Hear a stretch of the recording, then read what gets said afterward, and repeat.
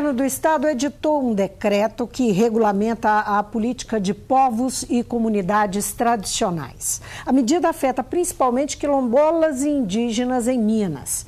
O decreto foi assinado esta semana, no Dia da Consciência Negra. Conversa comigo o deputado Cristiano Silveira, do PT, que preside a Comissão de Direitos Humanos da Assembleia. Bem-vindo, deputado. Obrigado, Vivi. Prazer estar aqui de novo. Deputado, como é que essa medida pode beneficiar na prática quilombolas, indígenas e outras minorias, né, que estão nessas comunidades? Bom, vai ajudar muito, ainda mais eu que estou na Comissão de Direitos Humanos. E vira e mexe nós somos acionados para mediar conflito, né? Conflito de quilombola, de geraizeiro, de vazanteiro, comunidade indígena. Foram várias audiências que nós temos de comunidades indígenas aqui na comissão. Então eu penso que agora, tendo um decreto, você tem um parâmetro legal que ajuda a balizar essa relação, especialmente perante os órgãos de controle, como o Ministério Público e o próprio Poder Judiciário.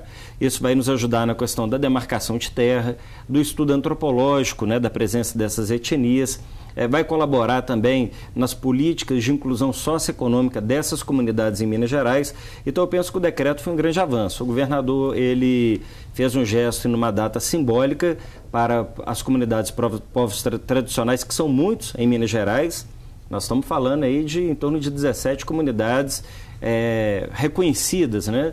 Que vai desde ciganos, vazanteiros, pescadores artesanais, índios, quilombolas. Então, eu acho que o decreto ele vai nos ajudar muito. Eu, particularmente, acho que eu ganhei um aparato jurídico legal muito importante até para a atuação da comissão. Pois ele tem dá essa possibilidade de simplificar a titulação da terra. Também, especialmente as chamadas terras devolutas do Estado, né? Tem muita terra devoluta do Estado com a presença de comunidade tradicional que é objeto de disputa, por exemplo, com grileiro. Então nós vamos poder comprovar, através de estudo antropológico, e a CIMOS do Ministério Público faz um trabalho muito bacana nesse sentido, para poder, no componente dos processos judiciais, comprovar ali a permanência já histórica da comunidade tradicional e o seu pertencimento na terra. Tem um levantamento do governo que mostra em torno de 800 comunidades. Nós temos 800 comunidades quilombolas. Só quilombolas? Só quilombola. Agora, a certificação ela ainda é muito pequena. Eu fiz um levantamento, para você ter uma ideia. O governo já concedeu 55 certificados de terra para 61 comunidades quilombolas em 30 municípios.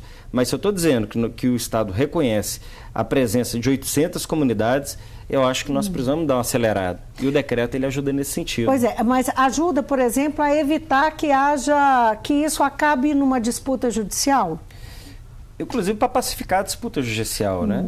Eu já peguei situações, norte de Minas, por exemplo, que há uma disputa do que nós chamamos dos grileiros de terra com as comunidades tradicionais da permanência e propriedade daquele território.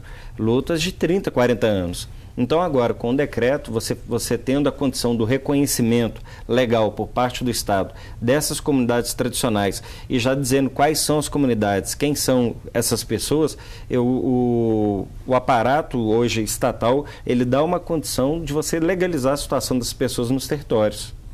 O conflito, assim, o grau de conflito, de violência, é grande no Estado? Grande. Olha, tem uma dimensão disso? Temos.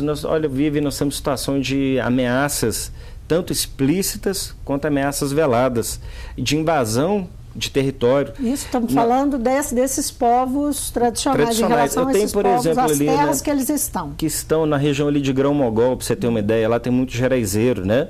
Nós já tivemos invasão nas casas de geraizeiro, onde foram colocados fogo na residência dessas pessoas, né? Disparo de tiro de arma de fogo. Nós tivemos uma situação há pouco tempo em Almenara, uma comunidade quilombola, que não me lembro aqui o nome da família, foi tema da audiência aqui na Comissão de Direitos Humanos, que eles foram torturados e houve a tentativa do homicídio. Tentaram, por exemplo, a esposa da liderança quilombola teve que ingerir o que a gente chama de chumbinho, né, que é veneno de rato, porque tentaram matá-la. Ela pegou, ficou com o negócio na boca, fingiu que engoliu, deitou no chão, fingiu desmaiada, pôs o negócio para fora e eles foram embora achando que tinha executado. Então, é um negócio grave, gravíssimo que nós temos aqui no Estado ainda. esse decreto, ele não resolve todos os problemas, né? Eu falo que leis hoje, você tem letra morta e lei que pega, que é assim que a gente fala no Brasil. Eu tenho certeza que com a força de movimento social e a gente fazendo aí uma boa fiscalização, esse projeto, esse decreto é uma lei que vai pegar, tem que pegar. Agora, qual que é o grau de envolvimento que é possível ter? Buscar a sociedade para se envolver nisso. Você fez uma referência a movimento social, né? Mas nós sabemos que o preconceito em relação a esses grupos, especialmente em relação aos negros, é muito grande. E boa parte da sociedade não se envolve, não se interessa. A gente vê concentrado isso nos movimentos sociais, em alguns setores muito específicos. Os aparatos de segurança, por exemplo, não tem nenhum envolvimento. Qualquer possibilidade de a Comissão de Direitos Humanos, a própria Assembleia, chamar a sociedade para se envolver nessas questões. As questões que são do interesse desses povos. A primeira coisa é esses povos entender que eles precisam ocupar os seus espaços.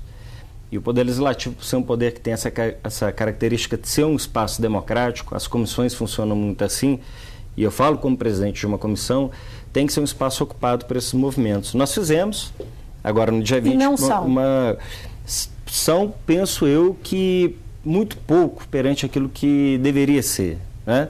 Nós fizemos audiência pública aqui na Comissão de Direitos Humanos. Nós tivemos representação do Estado, da sociedade civil, presença do Flávio Renegado, que é cantor e tem também, paralelo à sua vida artística, uma militância política, uma militância social. Então, a gente tem que usar esses espaços para poder fazer a denúncia da violação do direito e também fazer do espaço um espaço reivindicatório. Né? Que modelo de sociedade nós queremos? E o momento que nós estamos vivendo é um momento muito perigoso, né? Tem gente que acha que é uma grande bobagem essa questão de, por exemplo, de Dia da Consciência Negra. Não é uma bobagem, não é menos importante. Não, o Dia da Consciência Negra tem que ser todo dia, mas não é. Quem que tem consciência sobre a questão do racismo todos os dias? Pelo contrário, todo mundo é um pouco racista, nem que seja inconsciente. E aí, se você não delimita uma data para poder dar uma sacudida, né, nessa reflexão, a gente continuará o sendo. Agora, uma outra coisa que não dá também para ficar só no campo do simbolismo, da solidariedade, da causa, né? Eu sou solidário aos negros que foram escravizados, que a grande maioria compõe as comunidades carcerárias, que a grande maioria recebe os menores salários. Estamos tratando o tema do genocídio da juventude negra, e é sério. A própria ONU já reconheceu que o Brasil, nós temos o genocídio. O que é o genocídio? É quando você tem uma extinção de uma determinada etnia de uma maneira propositada. É isso que nós temos. Eu estou falando que para cada 4 jovens que morrem hoje no Brasil, 3 são negros. Então tem alguma coisa errada. Né? A comunidade carcerária majoritariamente é negro. 77% da metade do povo que morre no Brasil é jovem negro. Então a ONU está alertando isso também. E o país não tem nenhuma medida concreta ainda adotada para poder fazer esse enfrentamento. Então, por exemplo, eu acho muito interessante, sabe, gente, quando a gente fala da beleza afro, da admissão do seu cabelo rasta e disso tudo. Mas, para mim, o que mais me preocupa é a questão do direito à vida. E os negros não estão tendo direito à vida. Pois é, mas assim, como o legislativo pode, né? Eu estou falando legislativo porque o senhor preside a Comissão de Direitos Humanos, né? Tem um instrumento na mão, mas que não é um instrumento executor, mas é um instrumento que pode aglutinar pessoas e mobilizar. O que objetivamente é possível fazer nesse caso, né, para trabalhar em direção ao enfrentamento mesmo? Uma das coisas que nós fizemos na comissão, nessa audiência, foi aprovar um requerimento manifestando apoio aos projetos de leis e projetos de emenda à Constituição que tratam desse tema no âmbito do Congresso Nacional. Porque é muita coisa de prerrogativa do Congresso Nacional. Eu já falei isso aqui algumas vezes, o Poder Legislativo Estadual ele é muito limitado. A Constituição ela atribui muita competência, né, ao Congresso, alguma coisa residual para os municípios, e nós aqui no Estado ficamos na intermediária da área, assim por dizer. Mas ainda assim, pela comissão, o Congresso, a Câmara dos Deputados e também o Senado criaram a chamada CPI para investigar o extermínio da juventude negra. o relatório final mais as proposituras são extremamente relevantes. O problema é que são morosas. Eu tenho aqui, Vivi, porque de cabeça a gente não vai lembrar, para poder falar aqui um pouco de quais são essas propostas. Por exemplo, nós temos a PEC 129 de 2015. Ela propõe que tanto os municípios quanto o governo federal, os estados e distrital precisam fazer os seus planos decenais de enfrentamento ao homicídio dos jovens, de jovem negro. Então, qual que é o plano estadual, hoje em Minas Gerais, para o enfrentamento? Quais são as ações? Qual o financiamento? Quais são as metas que nós precisamos alcançar? Eu falei isso lá na audiência, que nós vamos começar a pautar isso aqui no Estado. Você tem uma outra proposta, que é a PEC 128, que dá uma nova redação aos artigos 109 e 144 da Constituição, para atribuir à Polícia Federal a apuração de crimes praticados por milícias privadas e grupos de extermínio, que nós temos grupos de extermínio. Porque aí você traz também para a competência da Justiça Federal e tira do âmbito dos estados. Há dados concretos sobre isso? Há dados trabalhando nesse sentido, de assassinar jovens negros? Consta do relatório final da CPI. É um relatório até muito impactante. Temos aqui uma outra proposta, que a União tem que criar normas gerais para a segurança pública, né? Por exemplo, criação do Conselho Nacional de Polícia. Já viu que o tema segurança pública ele é privatizado? É só o policial que pode debater. É só o delegado que pode debater. A sociedade ela não debate. Qual espaço que a sociedade tem para debater o modelo de segurança que ela quer? Então, você criar um Conselho Nacional de Polícia, com a participação da sociedade, é fundamental para você reequilibrar. E não ficar somente na lógica da verdade absoluta que muitas corporações têm por diversas décadas, né? Evidente que ali há conteúdo, não estou discutindo isso, há competência, estou discutindo, mas há problema também. E é no que tange o problema que nós queremos pôr o dedo na ferida. Também com uma ouvidoria de Polícia Nacional, que nós não temos. Temos nos estados, mas nacional você não tem. E aí eu poderia falar aqui de outras PECs, por exemplo, tem que financiar, de onde que vem o recurso? Um fundo nacional de promoção da igualdade racial e superação do racismo, 2% da arrecadação do imposto de renda e do IPI, isso pode arrecadar aí 15 bilhões por ano, que é o estimado. Uma outra, separa a perícia oficial de natureza criminal das polícias civis e federal, e instituição de perícia criminal como órgão de segurança. Quando a perícia ela é subordinada, ela contamina. Dependendo dos atores que estão envolvidos no procedimento, e aquele ator é autor e a perícia está ali vinculada, ela contamina, está contaminada. A gente vê isso no noticiário de polícia todo dia. Uma das propostas que eu acho que é fundamental é a separação. A perícia tem que ter autonomia. Outra proposta que fala sobre... Tudo isso é fruto da comissão da CPI? Isso lá. Tudo aqui, eu listei aqui algumas PECs e tem também os PLs, vários PLs, também da questão do acesso à informação. Hoje, quando você vai pegar informação de segurança pública, você tem muita divergência de dados e às vezes você... Por quê, hein? Primeiro que não é alimentado, segundo que é subnotificado. Eu já tive situações de denúncia que eu já recebi de circunstâncias que o fato ocorrido não era o fato relatado, registrado, não era realmente o fato que tinha sido ocorrido. O que estava no BO era diferente uma tentativa do que a de vítima homicídio, relatava. Exatamente, diferente. Então, isso no Brasil inteiro. Então, você não tem a unificação dos dados de segurança e de maneira fiel à informação. Então, nós precisamos ter transparência nesses dados, nessas informações. O Brasil, e eu estou repetindo isso, é um país super violento. Esse país aqui mata 60, 70 mil pessoas por ano. Nós matamos... Por isso que a gente pode falar em genocídio de forma tranquila. Primeiro né? que mata muito. E mata mais ainda quando se trata do jovem negro. 98% do jovem negro que morre ainda é homem. 2, 3% mulher. A situação que nós vivemos. Então, ou o país admite, encara de uma maneira muito séria o que nós estamos vivendo, ou alguém pode arriscar, e eu não duvido que isso aconteça, que daqui a alguns anos você não vai ter mais negros na sociedade. Você vai ter algum pardo, mestiço, mas você não vai ter mais negro. Tem uma agenda legislativa a partir dessa Aqui em Minas ainda não. A agenda legislativa que ela está estabelecida é a agenda do Congresso Nacional.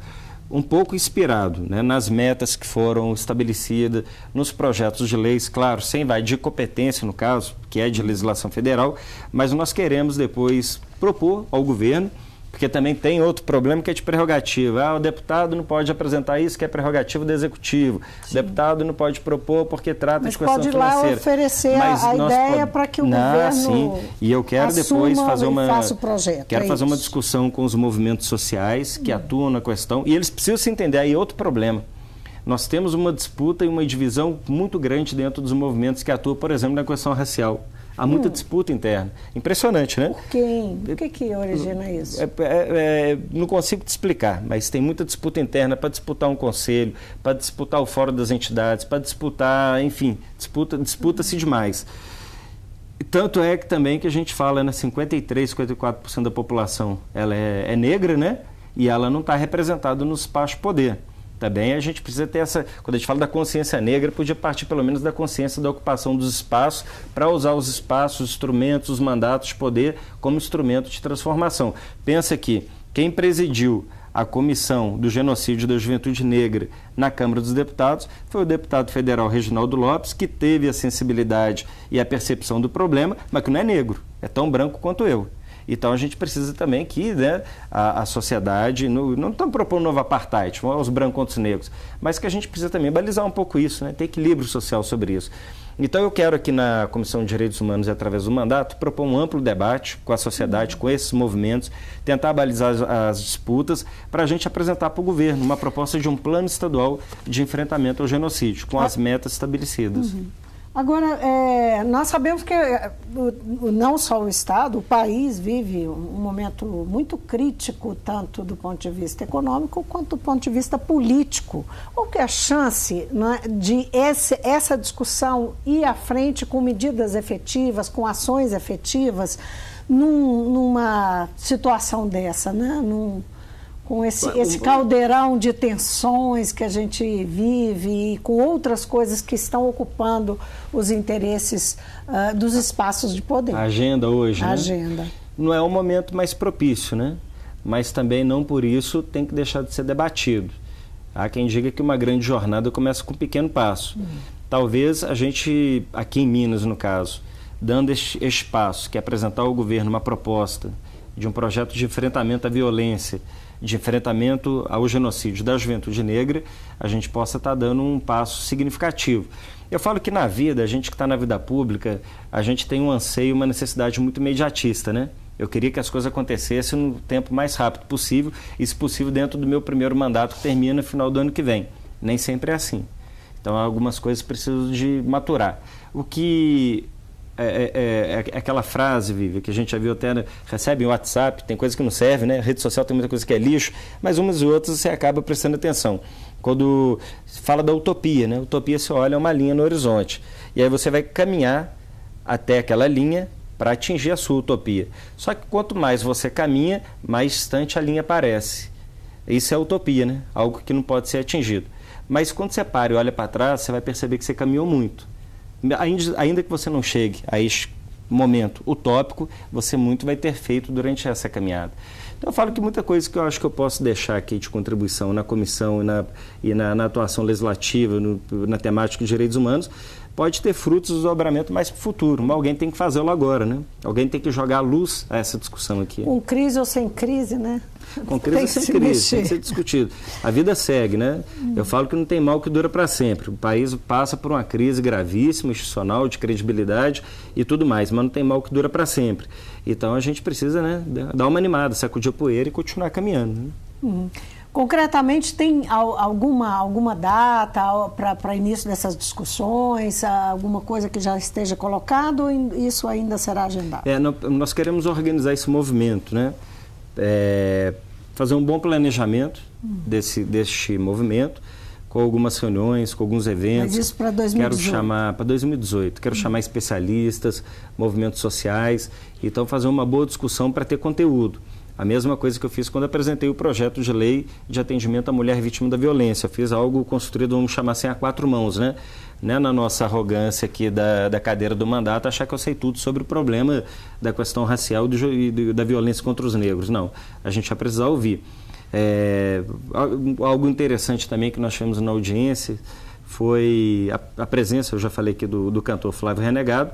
E ele falou assim: deputado, a gente podia fazer uma lei aqui para transformar em feriado, dia 20 de novembro, como tem em São Paulo, como tem no Rio, tem outros estados, né? Você podia entrar com a lei. Eu fui consultar, falei, a lei já existe, o projeto já existe e está tramitando desde 2015. Só que parou, né? Está parado. Ele, então, eu vou fazer aqui um movimento nas redes sociais e na sociedade, nós vamos coletar assinatura, eu quero ver se eu coleto 10 mil, 20 mil assinaturas, para a gente poder pedir para o presidente da Assembleia que possa pautar esse projeto de lei e transformar o dia 20 de novembro também em feriado. Lembrar, viu, gente, dia 20 de novembro não é da abolição, não, a abolição foi em maio, 20 de novembro foi da morte do Zumbi. Então, na verdade, tinha que chamar o seguinte, 20 de novembro, dia de Zumbi dos Palmares. E a gente fala Dia da Consciência Negra, talvez como consequência daquilo que o Zumbi inspirou, né? Mas para você ver, nem o dia da abolição não é comemorado, porque a gente sabe que muito que nós vemos hoje, inclusive da violência, do genocídio, da desigualdade social, vem como fruto ainda da época da escravidão. Nós acabamos com a escravidão, mas ainda não acabamos com a obra da escravidão, que seus reflexos são muito fortes no dia de hoje. Sem contar que, se pensarmos em termos de tempo histórico, né?